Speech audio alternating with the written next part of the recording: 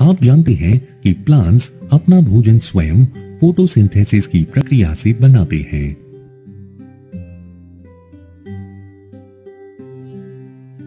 Animals को अपना food plant से मिलता है, या तो डायरेक्टली प्लांट्स को खाकर या इनडायरेक्टली उन एनिमल्स को खाकर जो प्लांट्स खाते हैं। एनिमल्स भोजन को खाते हैं और इस भोजन को डाइजेस्टिव सिस्टम की मदद से डाइजेस्ट करते हैं।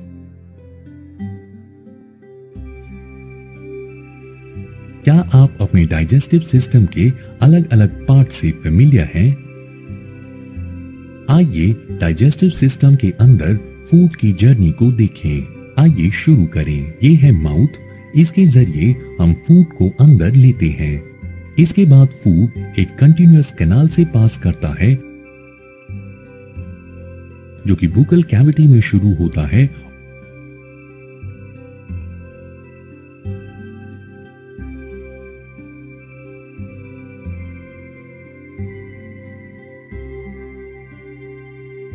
और एनस पर जाकर खत्म होता है। इस कैनाल को हम कहते हैं एलिमेंट्री कैनाल या डाइजेस्टिव ट्रैक्ट। इस कैनाल को हम अलग अलग कंपार्टमेंट्स में डिवाइड कर सकते हैं। Buccal cavity,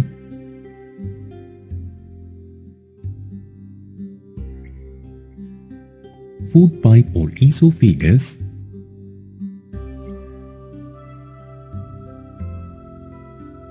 stomach,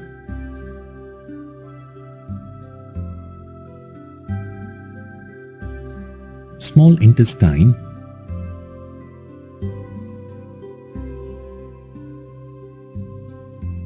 large intestine ending in rectum, and anus.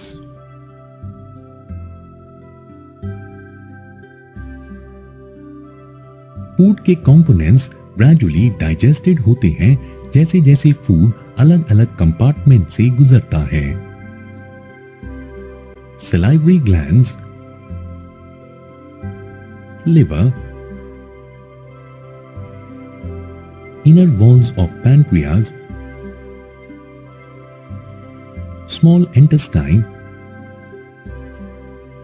digestive juices secrete करते हैं।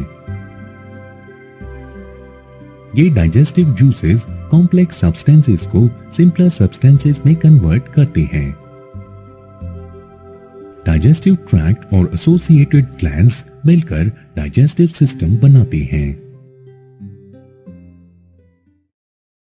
ओरल कैविटी या ब्यूकल कैविटी हमारे एलिमेंट्री कैनाल की एंट्रेंस होती है। ब्यूकल कैविटी हमारे टीथ और चीक्स के बीच का स्पेस होता है। इसमें फ्रंट की तरफ अपर और लोअर लिप्स होते हैं और टॉप की तरफ माउथ की रूफ होती है। नीचे की तरफ हमारी टंग होती है और साइड्स में चीक्स होती हैं। भोजन को माउथ के थ्रू अंदर लिया जाता है और इस प्रोसेस को इंजेशन कहते हैं। इस भोजन को ब्यूकल कैविटी में क्रश और च्यू किया जाता है टीथ और टंग की मदद से। आपको पता होगा कि एक एडल्ट में 32 दांत होते हैं जो कि इंजेस्टेड फूड को छोटे छोटे टुकड़ों में तोड़ते हैं। हर एक दांत हमारे जबड़ों में एक सेपरेट सॉकेट में होता है। हमारे दांतों की अपीयरेंस अलग अलग होती है और ये अलग अलग फंक्शंस करते हैं। अकॉर्डिंगली हमारे मुंह में 4 तरह के दांत होते हैं। आइए इनके नाम और फंक्शन के बारे में जानें। सबसे पहले इंसिजर्स। इनका प्रयोग भोजन को काटने और बाइट करने के लिए होता है। केनाइन्स। ये शार्प और पॉइंटेड होते हैं और इनका प्रयोग भोजन को पियर्स या टियर करने के लिए होता है। प्रीमोलर्स। प्रीमोलर्स का प्रयोग भोजन को चबाने के लिए होता है। मोलर्स। इनका प्रयोग फूड की फाइनल च्यूइंग और ग्राइंडिंग के लिए होता है और इसके बाद भोजन को फूड पाइप में स्वेलो किया जाता है। हमारे जॉ में दोनों तरफ जो लास्ट मोलर होता है उसे विजडम टीथ कहते हैं। आपने बहुत बार सोचा होगा कि आपके पेरेंट्स और टीचर्स आपको दिन में 2 बार दांतों को ब्रश करने के लिए क्यों कहते हैं? वेल, इसका रीजन ये है, नॉर्मली हमारे माउथ में बैक्टीरिया होते हैं जो यूजुअली हार्मलेस होते हैं, लेकिन अगर हमारा माउथ और हमारे दांत अनक्लीन रहें तो इसमें बहुत सारे हार्मफुल बैक्टीरियाज ग्रो होना शुरू हो जाते हैं। ये bacterias left over food particles में शुगर को ब्रेक डाउन करते हैं और उसमें से एसिड्स रिलीज करते हैं। ये एसिड्स ग्रेजुअली हमारे दांतों को डैमेज करते हैं। इस प्रक्रिया को टूथ डीके कहते हैं और इसे अगर टाइम पे ट्रीट ना किया जाए तो इससे टूथ एक हो सकता है और कभी कभी तो हमारे दांत भी टूट सकते हैं। इसलिए as a precaution tooth decay और डैमेज को अवॉइड करने के लिए हमें दांतों को रोज 2 बार ब्रश करना चाहिए और हर बार खाने के बाद अपने माउथ को रिंस करना चाहिए। हमें चॉकलेट्स, स्वीट्स, सॉफ्ट ड्रिंक्स और दूसरे शुगर प्रोडक्ट्स को अवॉइड करना चाहिए जिनकी वजह से टूथ डीके होता है और हमेशा ओरल हाइजीन मेंटेन करनी चाहिए। और टंग, डाइजेस्टिव ट्रैक्ट में फूड माउथ के थ्रू एंटर करता है। आइए अब टंग और सलाइवरी ग्लैंड्स के बारे में जानते हैं। ये 2 इंपॉर्टेंट पार्ट्स हैं जो ब्यूकल कैविटी के अंदर मौजूद होते हैं। ह्यूमन माउथ के अंदर सलाइवरी ग्लैंड्स होते हैं जो ब्यूकल कैविटी के अंदर मौजूद होते हैं। सलाइवरी ग्लैंड्स सलाइवा सिक्रेट करते हैं और कॉम्प्लेक्स फूड कंपोनेंट्स के ब्रेकडाउन में एक इंपॉर्टेंट रोल प्ले करते हैं। सलाइवा के द्वारा स्टार्च को सिंप्लीफाइड फॉर्म जैसे कि शुगर में कन्वर्ट किया जाता है। सलाइवा मैस्टिकेटेड फूड को स्लिपरी बोलस में कन्वर्ट करता है जो ईसोफेगस के द्वारा आसानी से स्लाइड हो सकते हैं।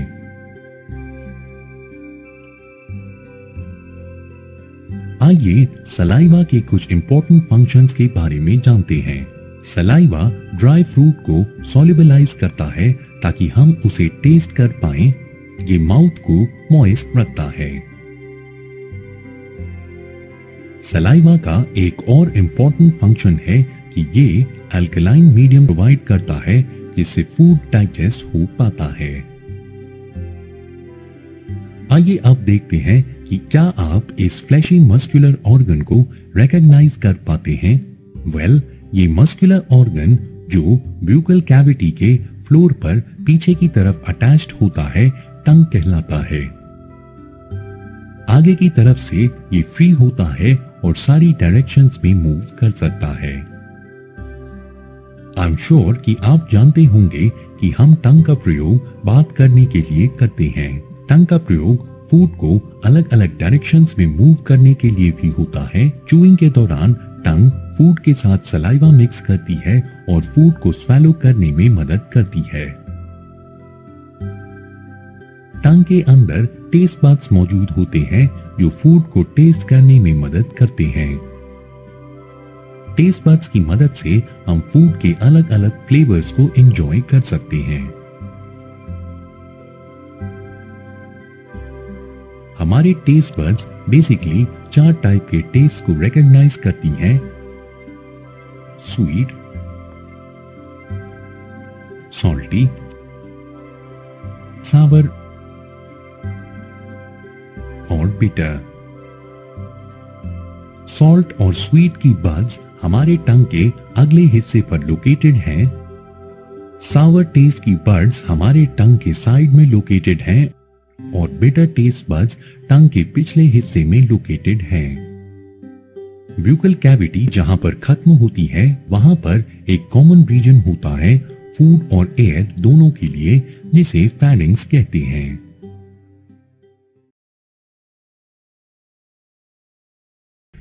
हम जानते हैं कि फूड का डाइजेशन माउथ में स्टार्ट होता है। माउथ के अंदर ब्यूकल कैविटी के अंदर टीथ, टंग और सलाइवरी ग्लैंड्स की मदद से फूड पार्शियली डाइजेस्ट होता है। इसके बाद फूड को स्वैलो किया जाता है और ये फूड पाइप जिसे ईसोफेगस कहते हैं इसमें पास होता है। ईसोफेगस नेक और चेस्ट से गुजरती है और इसकी लंबाई 25 सेंटीमीटर होती है। ईसोफेगस फूड को थ्रोट से स्टमक तक पहुंचाती है। ईसोफेगस के अंदर फूड की मूवमेंट पेरिस्टाल्टिक मूवमेंट से होती है। ये पेरिस्टाल्टिक मूवमेंट्स पूरे एलिमेंट्री कैनाल में होती हैं, जिससे फूड फॉरवर्ड डायरेक्शन में मूव करता है। आपने बहुत बार सोचा होगा कि आपके पेरेंट्स आपको खाना खाते समय बात करने से क्यों मना करते हैं, क्योंकि ईसोफेगस और विंड पाइप जो कि एयर कैरी करता है, दोनों फेरिंक्स से शुरू होते हैं। जब फूड ईसोफेगस में मूव करता है, तब एक flap like wall epiglottis wind pipe को बंद कर देता है। इससे फूड पार्टिकल्स ट्रैकिया में प्रवेश नहीं कर पाते। अगर आप खाने के दौरान बोलते रहेंगे तो ऐसा हो सकता है कि ये वॉल्व फुली बंद ना हो, और जब ऐसा होगा तो कुछ पार्टिकल्स आपके विंड पाइप में एंटर कर सकते हैं, जिस वजह से खांसी या हिकअप्स हो सकते हैं।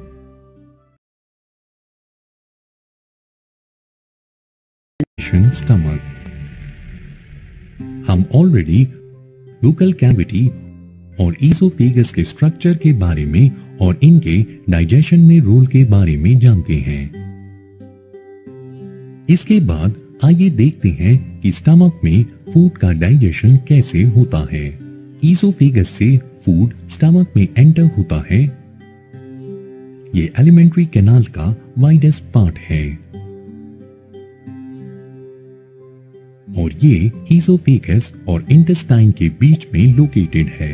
इसकी सैक लाइक शेप होती है जो फ्लैटेंड यू के जैसी होती है। ह्यूमन स्टमक मस्कुलर और इलास्टिक होता है और एब्डोमिनल कैविटी में क्रॉसवाइज लोकेटेड है। ये 12 इंचेस लंबा है और 6 इंचेस वाइड है।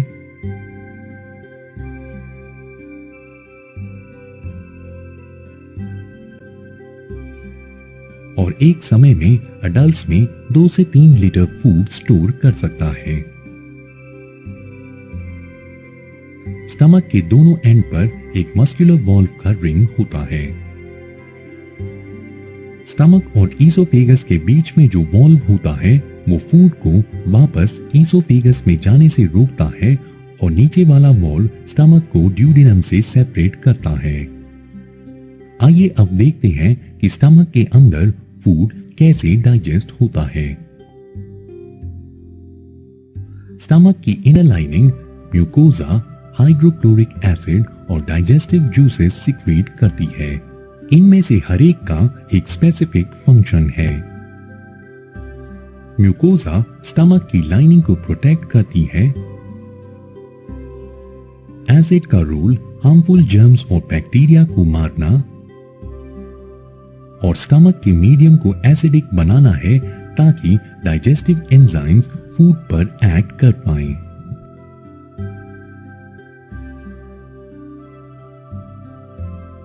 दूसरी तरफ डाइजेस्टिव जूसेस का फंक्शन प्रोटीन्स को सिंपलर सब्सटेंसेस में कन्वर्ट करना है।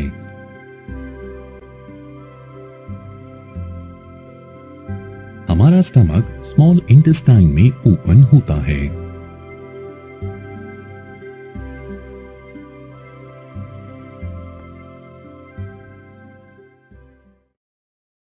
The small intestine. हम जानते हैं कि स्टमक की इनर लाइनिंग्स की सिक्रीशन से फूड कैसे डाइजेस्ट होता है। स्टमक से पार्शियली डाइजेस्टेड फूड, जिसे कि हम काइम कहते हैं, स्मॉल इंटेस्टाइन में एंटर करता है। स्मॉल इंटेस्टाइन डाइजेस्टिव ट्रैक्ट का सबसे लंबा हिस्सा है और ये हाईली कॉइल है। स्मॉल इंटेस्टाइन अप्रोक्सीमेटली 7.5 मीटर लंबी होती है और ये 3 सेगमेंट्स में डिवाइडेड होती है, जिनके नाम हैं ड्यूडेनम, जेजुनम और इलियम। इन तीनों के अलग अलग डाइजेस्टिव फंक्शंस होते हैं। स्मॉल इंटेस्टाइन को सिक्रीशंस मिलती हैं लिवर और पैनक्रियास से और ये अपनी डाइजेस्टिव जूसेस भी सिक्रीट करती है। लिवर हमारी बॉडी का सबसे बड़ा ग्लैंड होता है। इसका कलर रेडिश ब्राउन होता है और ये अपर एब्डोमेन में राइट साइड में मौजूद होता है। ये बाइल जूस सिक्रीट करता है जो कि टेम्पोरेरीली गॉल ब्लैडर नामक सैक में स्टोर होता है। बाइल जूस फैट्स की डाइजेशन में एक इम्पोर्टेंट रोल प्ले करता है। पैनक्रियाज एक बड़ा क्रीम कलर्ड ग्लैंड है जो जस्ट बिलो द स्टमक मौजूद होता है। इसकी नैरो ट्यूब बाइल डक्ट के साथ ज्वाइन करती है।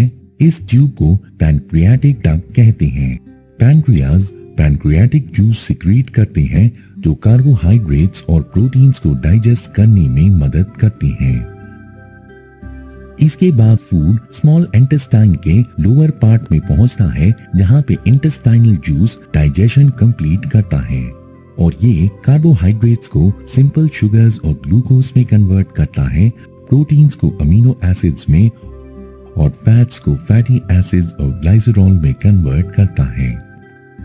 अब डाइजेस्टेड फूड स्मॉल इंटेस्टाइन की वॉल्स में मौजूद ब्लड वेसल्स में पास होता है।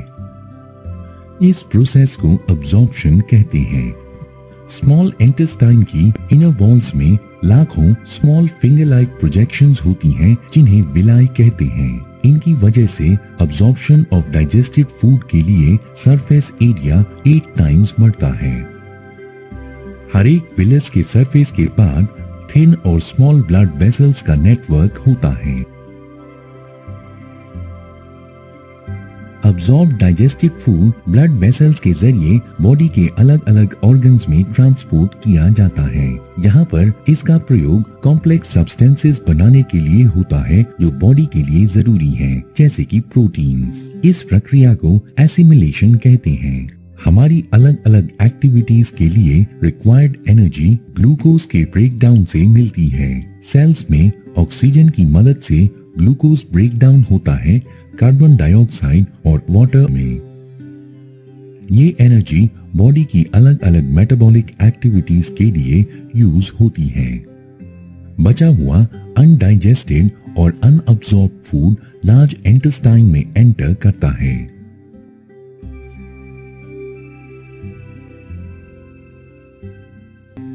हम ये जान चुके हैं कि डाइजेस्टिव ट्रैक्ट में स्मॉल इंटेस्टाइन तक फूड का डाइजेशन कैसे होता है। हम ये भी जानते हैं कि स्मॉल इंटेस्टाइन से अनडाइजेस्टेड फूड लार्ज इंटेस्टाइन में एंटर करता है। आइए अब लार्ज इंटेस्टाइन में फूड की डाइजेशन के बारे में जानते हैं। लार्ज इंटेस्टाइन स्मॉल इंटेस्टाइन से चौड़ी और छोटी होती है। इसकी लेंथ 1.5 मीटर्स होती है।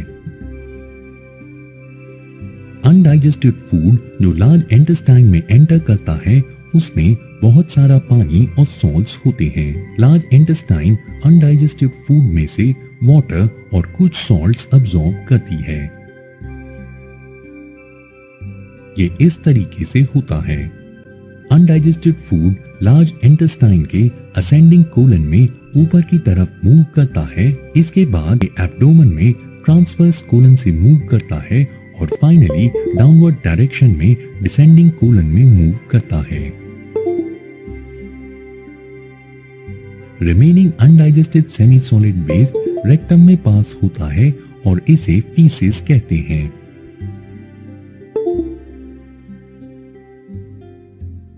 फीशल मैटर एनस के द्वारा टाइम टू टाइम रिमूव होता है इजेशन की प्रक्रिया के दौरान।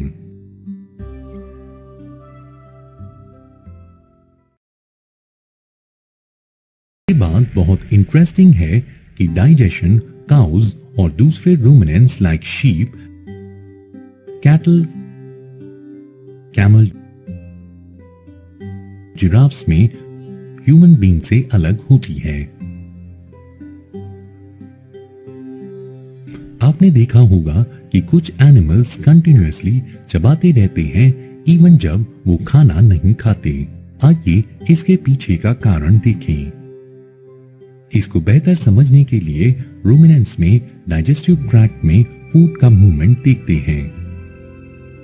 सबसे पहले माउथ में फूड को टीथ की मदद से च्यू किया जाता है, फिर ईसोफेगस के द्वारा फूड को स्टमक के एक सेपरेट पार्ट र्यूमेन में भेजा जाता है। आइए इसको बेहतर समझें। Actually grass eating animals food को क्विकली स्वैलो कर लेते हैं और इसको र्यूमेन में स्टोर करते हैं। यहाँ पर रूमेन के अंदर डाइजेस्टिव जूसेस फूड को पार्शियली डाइजेस्ट करते हैं और अब इसको कड कहते हैं। आप सोच रहे होंगे कि घास खाने वाले जानवर फूड को पार्शियली डाइजेस्ट बिना चबाए क्यों करते हैं।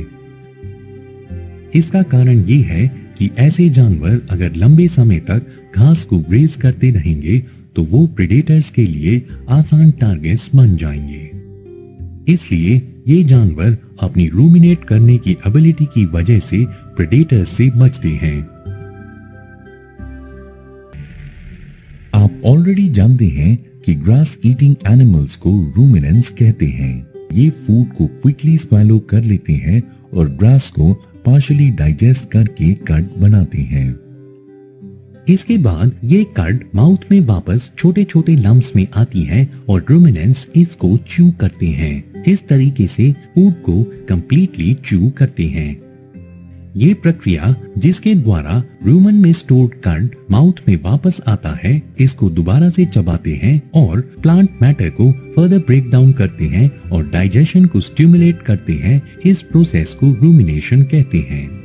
रूमिनेशन की प्रोसेस सिर्फ रूमिनेंट्स में होती है।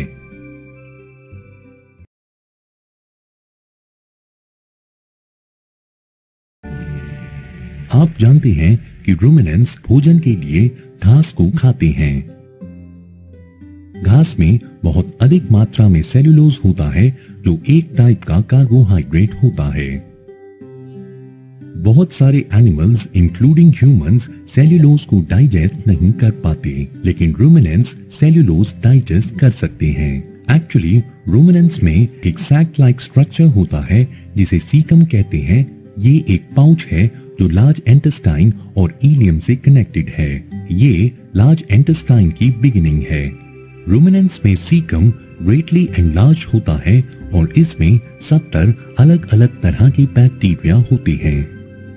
सीकम एक स्टोरेज ऑर्गन की तरह काम करता है जिसमें बैक्टीरिया और दूसरे माइक्रोब्स सेल्यूलोज को डाइजेस्ट करते हैं। इस तरीके से सीकम के अंदर ग्रास डाइजेस्ट होती है।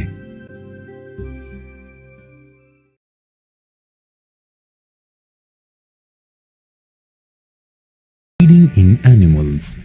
अमीबा एक माइक्रोस्कोपिक सिंगल सेल ऑर्गेनिज्म है जो कि पॉन्ड वाटर में पाया जाता है।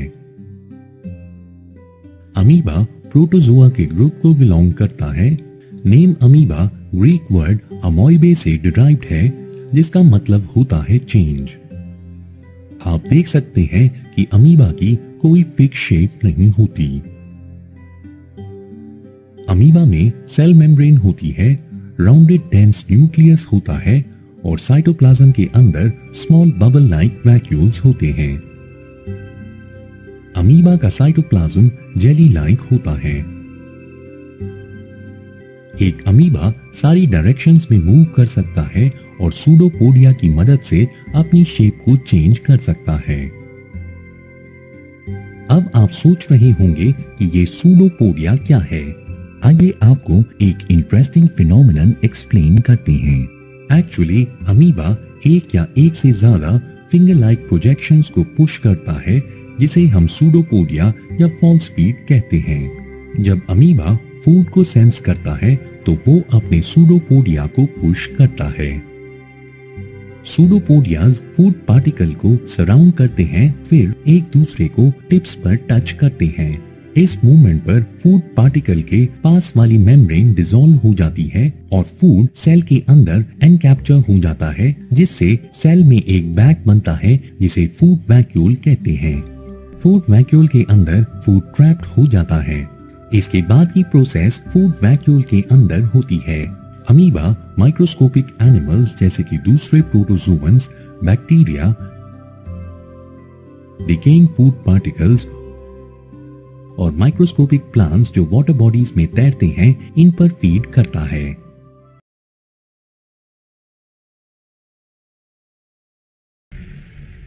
आप ये जानते हैं कि अमीबा अपनी फूड को कैसे ग्रैब करता है। इसके बाद प्रे किल हो जाती है और साइटोप्लाज्म में फूड वैक्यूल की मेम्ब्रेन के थ्रू एंटर करती है। फिर फूड वैक्यूल के अंदर फूड को सॉल्युबल फॉर्म में कन्वर्ट किया जाता है बहुत सारी डाइजेस्टिव एंजाइम्स की हेल्प से जो साइटोप्लाज्म में मौजूद होते हैं। ये फूड पर एक्ट करते हैं और इसे सिंपलर सब्सटेंसेस में तोड़ते हैं। Gradually soluble digested food components cytoplasm में डिफ्यूज होते हैं। इसके बाद सेल इन्हें यूज करता है। अब्सॉर्ब सब्सटेंस सेल द्वारा ग्रोथ, मेंटेनेंस और मल्टीप्लिकेशन के लिए यूज होते हैं। अनडाइजेस्टेड फूड को फूड वैक्यूल के जरिए बाहर एक्सपेल कर दिया जाता है। अमीबा का डाइजेस्टिव सिस्टम एक बहुत ही बेसिक डाइजेस्टिव सिस्टम है।